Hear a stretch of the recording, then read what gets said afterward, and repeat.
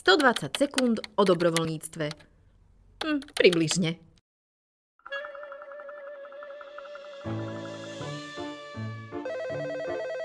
Dobrý deň, príde nám dnes kamión s pomocou pre chudobných. Potrebujeme 10 overených dobrovoľníkov, najlepších chlapov, na vykladanie balíkov s potravinovou pomocou. Dnes na 16, lebo kamión ide potom ďalej. Dobre, ďakujem. Dobrovoľníci, rýchlo. Kde ste? V krabici? Nie, ani tu nie. Čo teraz?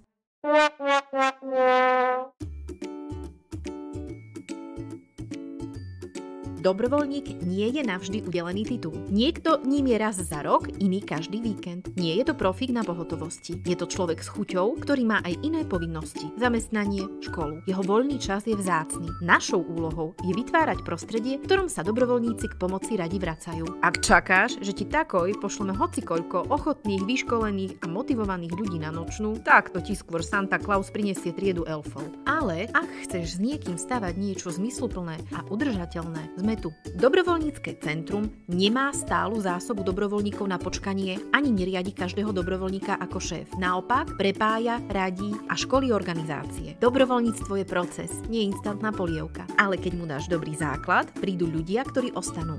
A my ti s tým vieme pomôcť. Zavolaj, napíš.